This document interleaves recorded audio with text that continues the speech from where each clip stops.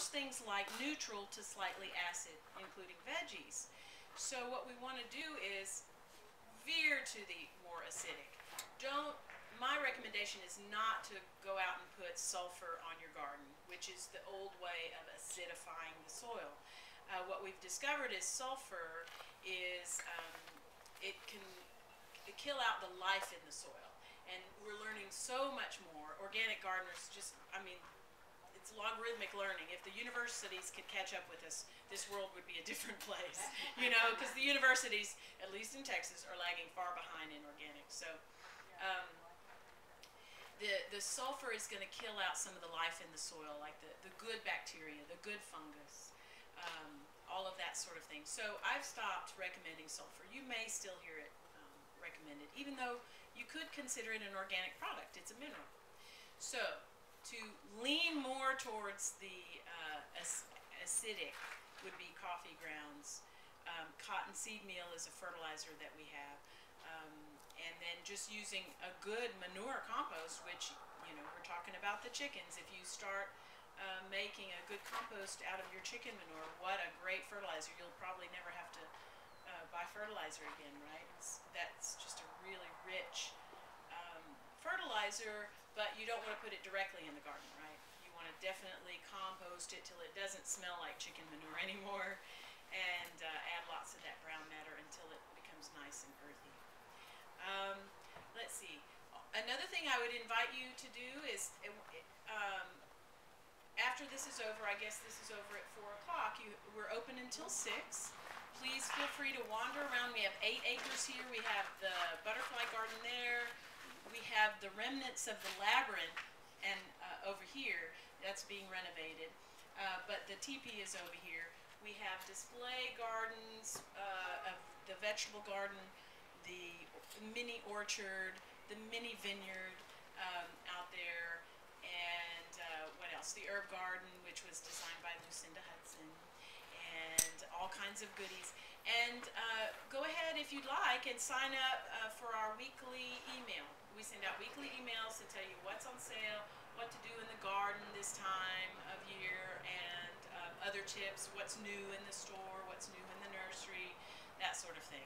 And we certainly would invite you to be part of the community and sign up for the email if you'd like. And yes, ma'am. On that email, do you have your classes on that email? Do you send that kind of information? Yes, we definitely send you the information on the free classes. There's also a calendar, a paper calendar at each register and the info desk. We have an info desk if you ever have plant problems in your vegetable garden that you need diagnosed. Put them in a little plastic bag, please, in case there are little things in there that can get out, which you may not see. But put your plant sample, an ample plant sample, ideally, in a plastic bag and bring it to the info desk. We have a microscope. I'm available Tuesday through Saturday. We have Jeff Ferris, who is an instructor at ACC. He's manning the info desk right now.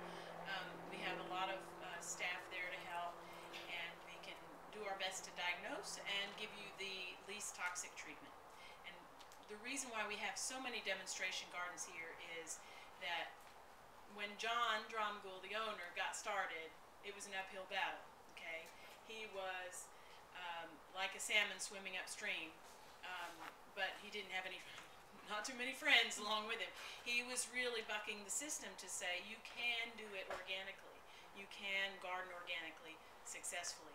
And so that's why we have so much space and time and staff energy devoted to free information, to educating. We're a learning center as well. That's one of our goals. That's one of our missions here, is to educate so that people can be successful at organic gardening. That's why we have all the demonstration gardens, to prove it can be done organically. And because the universities aren't doing it. I'm a graduate of Texas A&M in horticulture. They didn't teach me anything about horticulture. No offense to, die-hard Aggies, but it's just a fact, We're trying to bring them into the green movement, but they're kicking and screaming, bless their hearts, I really appreciate my degree, and it's taken me far. Just kidding. I ended up in Central Park, you know, with a horticulture degree, working as a volunteer for, you know, a volunteer coordinator for Central Park, you know, and I'm here getting to talk to people 5 days out of 7. Almost said every day. No, I get a weekend. But it's a joy to be able to show folks an alternative to the poisons that are out there. And if you ever want to look up that poison on the shelf and find out really what's wrong with it, one of the best websites is called beyondpesticides.org. And if you know the active ingredient of the product, you go to beyondpesticides.org, and it's a clearinghouse for all the research that's been done on these products, much of the research since they were approved by the EPA. You know, so they were approved by the EPA, did, you know, preliminary tests. Oh yeah, it's safe, it's not harmful. And then many more tests were done to find out, oh well, actually these things are much more toxic than we thought. So you go to the website is again beyondpesticides.org, and you look for click on info services, and under that is pesticide gateway. And there's a long list of active ingredients. You click on that, and it's a plethora of information, even on some organic ingredients. That's how I found out that BT, if used chronically, consistently, can be harmful to bees, you know. So that's why now we've adjusted our recommendation. BT is an organic caterpillar killer. One of the safest things you can do. It won't even hurt any other beneficial insects, but that's why we recommend, one of the reasons why we recommend using BT only at night, when you're less likely to affect the bees. So again, lean on us, rely on us for information, diagnosing, organic gardening help of any kind. Some of the organics is mentioned. I know something that comes up a lot on the forum is DE, diatomaceous earth.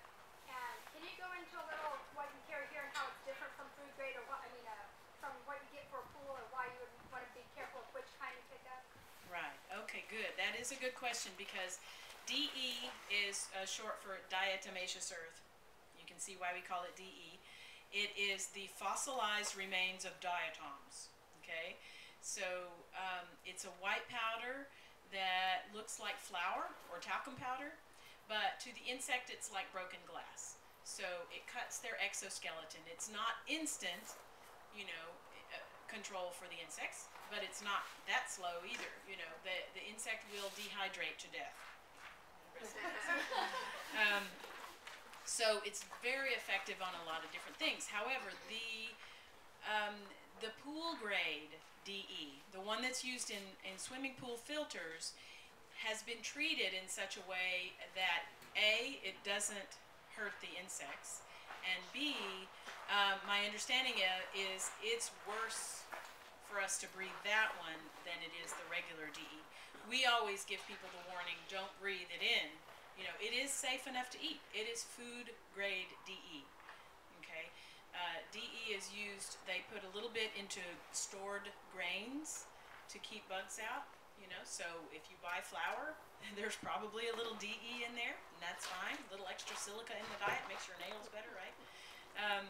The other thing is, for example, I controlled, and since you're chicken people, this probably won't offend you, but I controlled my dog's tapeworms just by adding a little DE to the diet, to the food daily. And there's a great website, Wolf Creek online somewhere.